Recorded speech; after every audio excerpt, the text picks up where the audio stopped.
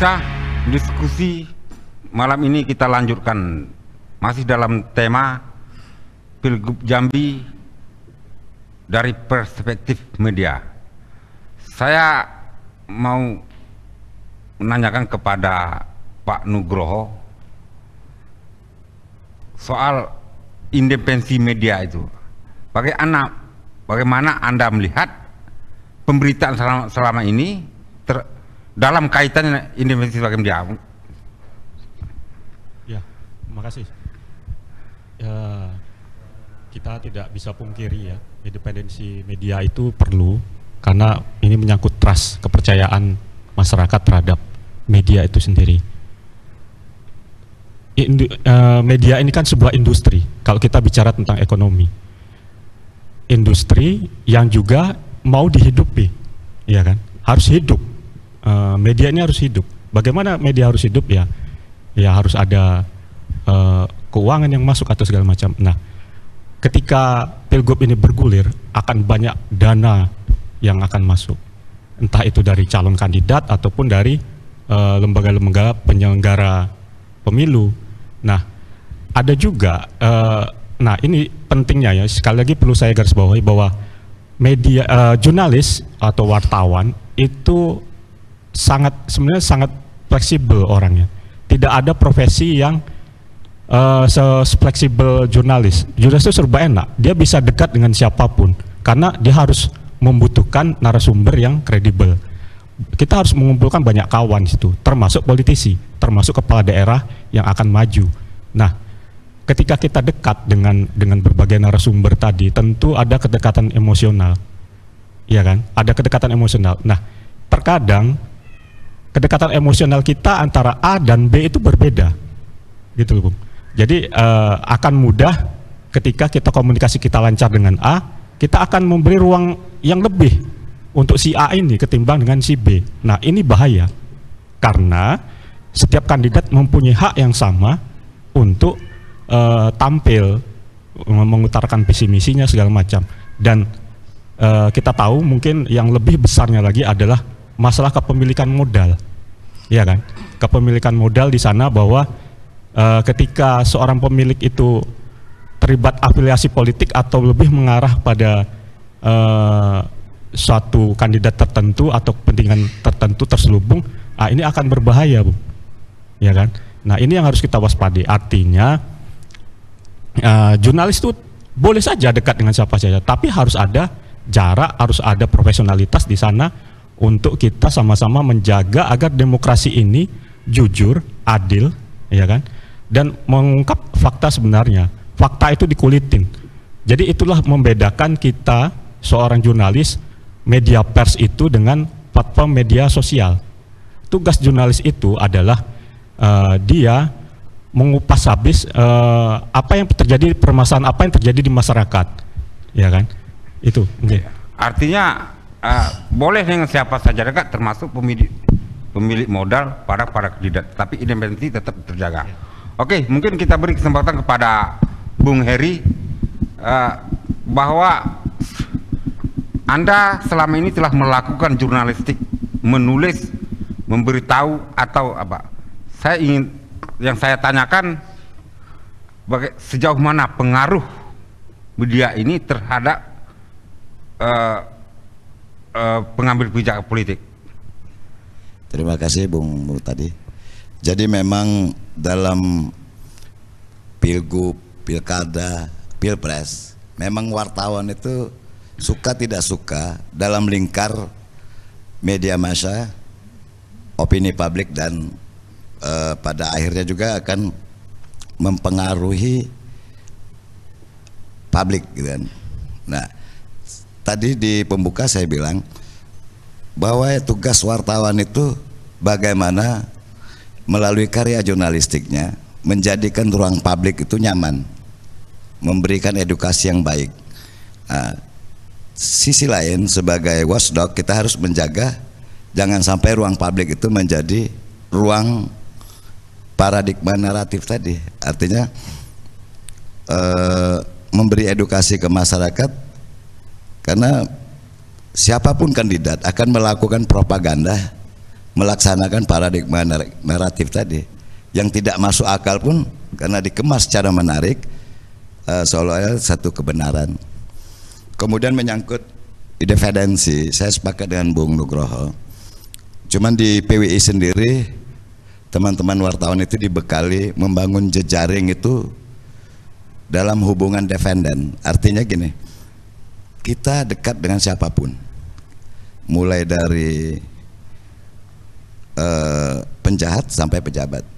Tapi dengan hubungan defenden tadi, masing-masing punya firewall yang jelas, artinya dinding api yang jelas. Nah itu mungkin. Nah ini sangat membantu karena kita tidak mungkin sebagai wartawan memilah-milah hubungan. Nah, tapi juga kita harus patuh pada kode etik tadi seperti independensi. Maka di PWI dalam sejumlah pelatihan pendidikan itu membangun jejaring itu ya melalui hubungan defenden. Itu Bung Mu tadi. Oke, mungkin Pak Rojali, seperti apa Pak dalam menghadapi pilgub ini, media ini seperti apa? Arti berbuat apa dan bagaimana? Mungkin Bapak saya. Ya, terima kasih. Ini sebenarnya tantangan ya buat pelaku jurnalistik sendiri di dalam kegiatan pilkada ini. Bagaimana dia menunjukkan profesionalismenya. Jangan dia masuk terhadap ruang-ruang yang tidak netral dan tidak independen. Nah ini membahayakan medianya sendiri. Memang tadi disampaikan bahwa kita tidak tertutup kemungkinan kita perlu uang kok, media kita tumbuh besar perlu dana, perlu uang itu. Tetapi jangan sampai kita terseret hingga media kita dicap sebagai media berat sebelah. Nah netralitas ini yang perlu dijaga. Nah, ini memang semua ini sudah ada garis-garisnya dan mereka sudah dididik lah oleh di PWI kan, sudah ada garis-garisnya supaya memang profesionalisme ini dijaga, tetap netral dan tetap independen. Nah ini kembali di hati nurani dari jurnalistik itu ini kembali. Jadi tuntutan ini yang perlu memang benar-benar kita karena kita ini terpanggil bagaimana membangun Jambi ini. Jangan sampai kita memberitakan justru calon-calon yang notabene selama ini tidak bisa membangun kabupatennya sendiri, hanya pencitraan saja. Nah ini fungsi media di sini yang benar, yang saya katakan tadi memang harus benar-benar lah netralitas dan independen. Saya kira untuk sementara itu. Oke, mungkin apa yang disampaikan Pak Rojali tadi dalam kaitan yang disampaikan Pak Haramen tadi, bahwa kenapa mereka belum memberi program seperti ini. Mungkin di kabupaten aja tak beres. Mungkin nanti kita tanya sama Pak Haramen. Kita beri kesempatan dulu kepada Bung Pipin ini. Bung Pipin, bagaimana bahwa saat ini kandidat itu hanya sebatas baleho, hanya 10 kata, tapi tidak tahu programnya apa nanti. Mungkin Bung Pipin seperti apa? Apakah Anda sebagai media puas dengan seperti itu tadi? Mungkin bisa silakan. Terima kasih Bang. Memang sih untuk tataran saat ini mungkin karena tahapan masih berproses dan masih cukup lama. Memang masih baliho banyak tersebar di hampir seluruh kabupaten kota beberapa kandidat. Tapi kan masyarakat memang tidak butuh cuma sekedar baliho. Artinya penyampaian visi misi, program dan juga pencapaian kinerja mereka. Karena mengingat dalam beberapa sebagian besar calon ini kan kepala daerah. Artinya kita bisa mengukur kinerja mereka dengan melihat track record yang ada gitu loh. kalau pemilih itu objektif, pemilih cerdas, mereka akan menilai kinerja sang kepala daerah untuk kemudian baru memilih. Nah, untuk sampai saat ini memang visi misi ataupun program belum disampaikan secara detail ke media. Jadi kandidat lebih banyak tebar baliho di daerah-daerah. Proses penjaringan yang mungkin dalam 1 bulan belakangan ini kita disuguhkan pemberitaan tentang penjaringan kandidat di partai-partai. Artinya penyampaian visi misi program apa yang akan mereka lakukan ketika memimpin Provinsi Jambi memang belum kelihatan sampai sejauh ini. Nah, mungkin saya menilai bahwa ini karena tahapannya masih berproses. Jadi pemilihan itu, pencoblosan itu pada bulan September, kalau tidak salah 23 September sekarang 2020. Nah, masih ada beberapa bulan lagi bagi para kandidat untuk bersosialisasikan visi misi mereka. Nah, tapi sebenarnya sebentar Bang. Jadi saya ingin menyatakan begini. Media, saya simak pandangan Bang Anton kemudian Pak Rojali bahwa soal independensi, saya tertarik soal itu, ya. Jadi ada ini persoalan independensi ini persoalan idealisme jurnalistik dan pers industri. Memang saling terkaitan, ya. Memang saling terkaitan. Nah, ini kita temukan sehari-hari di lapangan. Kita sebagai media memberikan kesempatan yang sama, Bang. Kita berikan kesempatan yang sama kepada para kandidat. Silakan mau pasang visi misi, silakan mau menyampaikan program, silakan pakai halaman seluas-luasnya. Space kita berikan. Tergantung kandidat mau pakai atau tidak, itu pertanyaannya. Kemudian ketika pemberitaan itu lebih ke salah satu kandidat, tentu akan ada muncul di masyarakat. Ini kan persoalan suka dan tidak suka. Bagi yang suka dengan pemberitaan itu, mereka akan mengatakan, wah, media ini bagus. Yang tidak suka mengatakan, oh, ini tidak netral, berpihak ke salah satu kandidat. Jadi independensi dan netralitas ini memang diuji dalam proses pilkada. Mungkin itu saja, Bang. Terima kasih. Ya, mungkin gini, karena netralitas kita di Jambi harus netral, sementara nasional itu partai kokoh media itulah sebagai ketua partai politik toh tidak independen, suaranya banyak, tapi itu faktanya gitu, seperti itu. Tapi kita tidak membahas itu, mungkin kita beri kesempatan kepada Pak Suang Sitanggang nih, ya silakan. Ya, pada dasarnya sih kalau terkait dengan pemberitaan ini kita bicara satu soal pemberitaan terhadap aktivitas dari kandidat dulu ya, calon-calon. Sampai sejauh ini itu tadi persoalan utama sih kalau kita melihatnya adalah belum ada jualan yang ciamik gitu, yang seksi. Itu nggak ada yang jualan yang seksi sampai sejauh ini. Apakah belum disiapkan, belum kepikiran, atau memang belum di saatnya dipublikasikan? Tapi semakin cepat dipublikasikan sebenarnya semakin cepat menjadi bahan pembicaraan publik, yang pada akhirnya kalau misalnya kita bicara secara ilmiahnya nanti akan masuk kepada orang dia lebih populer, ya, tingkat popularitasnya naik, bahkan ketika orang suka elektabilitasnya akan naik juga, kan itu. Sebulan ini atau 2-3 bulan ini kita bicaranya hanya soal si A daftar kemana, si B daftar kemana, partai A condongnya kemana, baru sebatas itu. Dan endingnya semua sama, partai akan menyerahkan kepada DPP dan akan lakukan survei, ya. Dan di sini sebenarnya kita melihat adalah bahwa bahwa partai juga belum punya satu pijakan kuat bahwa kader dia mampu gitu. Itu dulu sebenarnya. Pijakan dia bahwa kader dia mampu tidak ada. Selalu bicara survei. Apakah ini kamuflase atau seperti apa sih? Ya, kita nggak masuk ke tahap itu ya.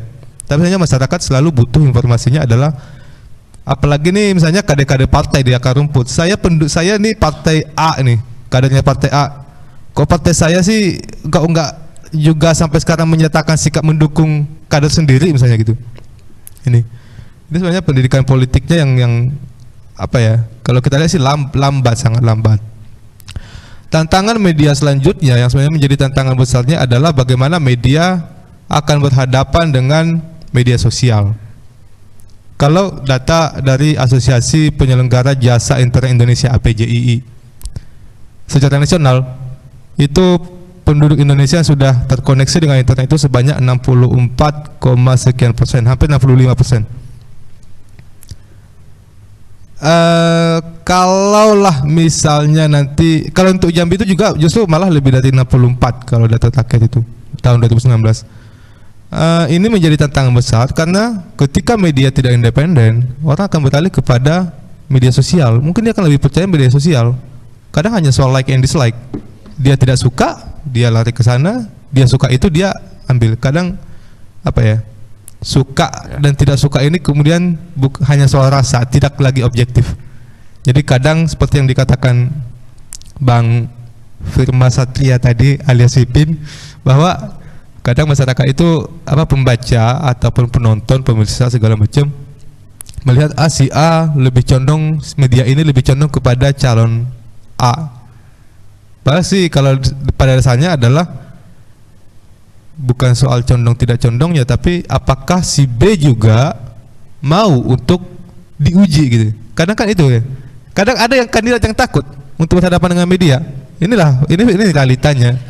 Ketika lihat media malah dia kabur misalnya gitu, atau tidak mau berlama-lama, merasa tidak nyaman karena takut mungkin dicocokkan dengan pertanyaan-pertanyaan yang akan menguji apa yang akan dilakukannya. Oke. Itu mungkin. Gini, celakanya lagi kadang dimuat itu di media sosial, tapi yang imbasnya ke media kita. Kadang kandidat itu tidak bisa membedakan mana media sosial, mana media kan. Tapi nanti kita beri kesempatan Pak Harman. Pak Harman, kenapa kandidat itu tidak mau menjual program itu? Apa? Mungkin Pak Harman bisa. Saya kira mindset calon pemimpin kita ini. Selama ini saya lihat calon pemimpin kita itu mindsetnya berpikir selalu pragmatis terhadap media. Artinya kalau ada kebutuhan baik dengan media, tapi ketika tidak ada media ditinggalkan, kan gitu. Itu selama ini saya lihat. Harusnya calon pemimpin itu harus mengerti bahwa fungsi media itu sebagai media informasi, media pembelajaran dan kontrol kebijakan, gitu kan. Ini kadang-kadang pemimpin kita itu ketika media melakukan kontrol kebijakan marah, ancam kan, gitu. mengancam gitu kan. Nah, ini kan problem. Sehingga apa? Sehingga karena mindsetnya tidak seperti yang diinginkan oleh media, akibatnya program-programnya juga tidak bisa diinformasikan media kan gitu dengan baik. Yang bisa diinformasikan ya yaitu program-program pencitraan gitu kan. Lihat orang sakit, potong burung gitu kan. Seperti itu. Apa misalnya apa yang mimpi mereka tentang Jambi itu kan sampai hari ini tidak berani mereka. Apa yang mimpi mereka mau dibawa kemana gitu kan. Karena kita Jambi ini terus terang, kita Jambi ini sangat ketinggalan dari provinsi lain yang di Sumatera. Kita lihat Palembang sudah demikian pesat majunya gitu, sudah punya pelabuhan laut, kita hari ini tidak punya. Kemudian Palembang juga sudah punya kawasan industri, kita hari ini tidak punya. Nah, sampai hari ini kita masih ekspor CPO, masih ekspor karet mentah. Nah, apa ini kan? Nah, dan tidak ada tawaran-tawaran dari calon pemimpin. Dan ini akibatnya apa? Kita tidak bisa mendidik calon pemilih itu menjadi pemilih yang cerdas. Sehingga apa? Nanti ketika pilgub wani piro gitu kan. Nah, inilah yang ada mindset masyarakat kita. Akibatnya kalau ini dibiarkan, demokrasi kita ini hancur.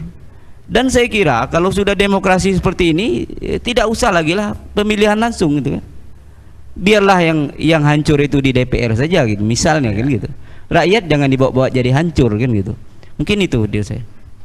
Oke. Sultan Taha pahlawan Jambi jadi panutan masyarakat kini. Tetaplah di layar Jambi TV, sebentar lagi Muhtadi akan kembali.